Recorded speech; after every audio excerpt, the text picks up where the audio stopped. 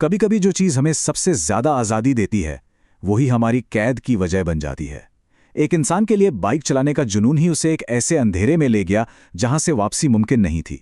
ये कहानी है आदित्य की, और आज हम उसके उस सफ़र को जानेंगे जो खुली सड़क से शुरू होकर एक खत्म ना होने वाले दुस्वप्न पर जाकर रुका। और ये शब्द, ये सिर्फ शब्द नहीं है, ये आदित्य की आज की सच्चाई है। एक ऐसा इंसान जो जिंदा तो है पर जी नहीं रहा। और हमारी कहानी की शुरुआत भी यहीं से होती है, इस सफर के दुखद अंत से।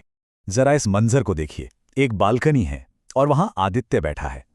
वही आदित्य जो कभी एक कामयाब आईटी मैनेजर था, जो कोड और टीम्स को अपनी उंगलियों पर नचाता था।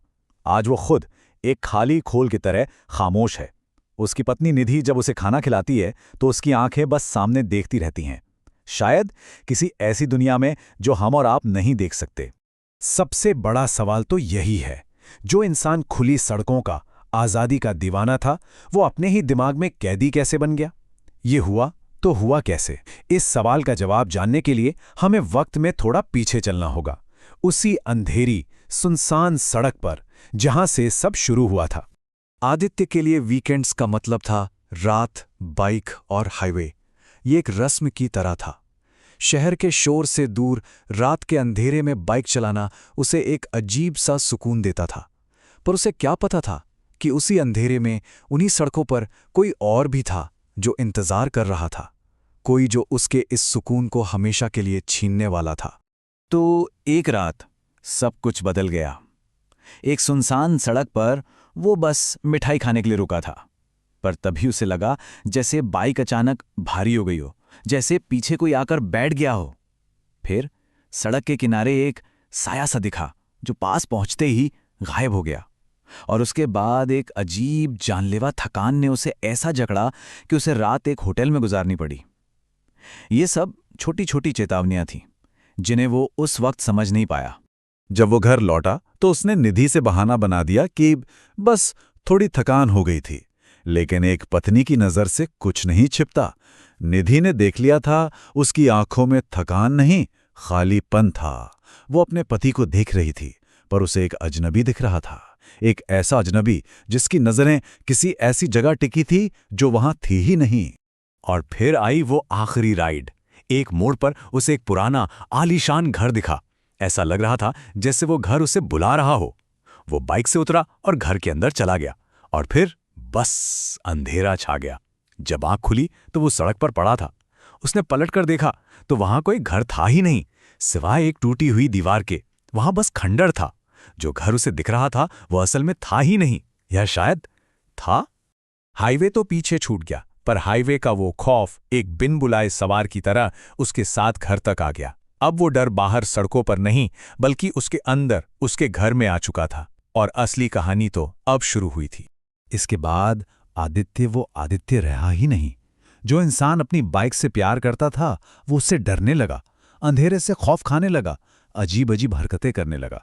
कभी नींबू तो कभी काली बिल्ली, कभी काली मुर्गी के मांस की जिद करता। छोटी छोटी बात पर गुस्सा, गालियां, और हर वक्त उसकी जुबान पर सिर्फ एक ही लफ्ज होता, बदला। परिवार बस बेबसी से देख रहा था। ये कोई दिमागी बीमारी नहीं थी, ये कुछ और ही था। डॉक्टरों के पास कोई जवाब नहीं था, दवाइयां काम नहीं कर रही थीं। जब विज्ञान के सारे रास्ते बंद हो गए तो परिवार ने वो दरवाजा खटखटाया जहां विज्ञान खत्म होता है। उन्होंने पंडित कालीचरण महाराज को ढूंढा, एक ऐसे शख्स को जो उस दुनिया से लड़ना जानते थे जिसे हम समझ नहीं सकते। अब पंडित जी का तरीका बहुत अलग था। उन्होंने उस शक्ति से सीधे लड़ने की जगह उसे एक जाल में फंसाया। उन्होंने आदित्य के अंदर मौजूद उस आत्मा से बात की और कहा, मैं तुम्हारा दुश्मन नहीं हूं, मैं तो तुम्हारा बदला लेने में तुम्हारी मदद करने आया हूं। और बस बदले का नाम सुनते ही वो आत्मा, वो अंधेरे से बाहर आ गई।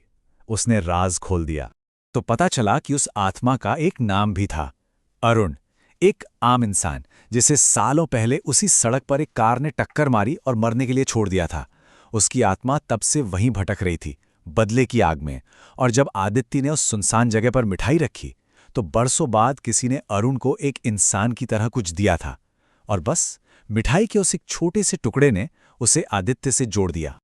इसके बाद शुरू हुई असली रस्म।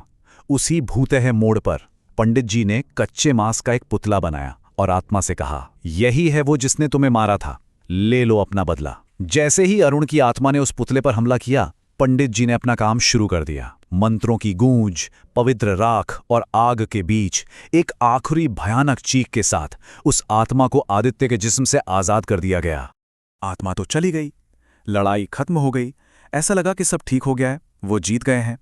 लेकिन क्या ये सच में एक जीत थी? क्योंकि जब धूल छटी तो पता चला कि शैतान को निकालने के चक्कर में इंसान ही कहीं खो गया। हुआ ये कि उस पूरी उथल पुथल में जब आत्मा जिस्म छोड़ रही थी, आदित्य गिर गया और उसका सिर जमीन पर पड़े एक पत्थर से टकरा गया। कोई भूत प्रेत नहीं, बस एक मामूली सा हादसा, और उसी एक चोट ने सब कुछ तय कर दिया। आत्मा तो निकल गई, पर आदित्य का दिमाग, वो हमेशा के लिए उसी खालीपन में कैद हो गया जो वो आत्मा पीछे छोड़ गई थी। तो हम वापस वहीं आ जाते हैं, बालकनी में बैठे उस शख्स के पास। कहानी तो खत्म हो गई, लेकिन एक बेचैन कर देने वाला सवाल छोड़ गई कि आत्मा को तो निकाल दिया, पर क्या इंसान बच पाया? यह हमें याद दिलाता है कि कभी-कभी अंधेरे से लड़ाई जीतने की कीमत खुद हमारी अपनी पहचान होती है।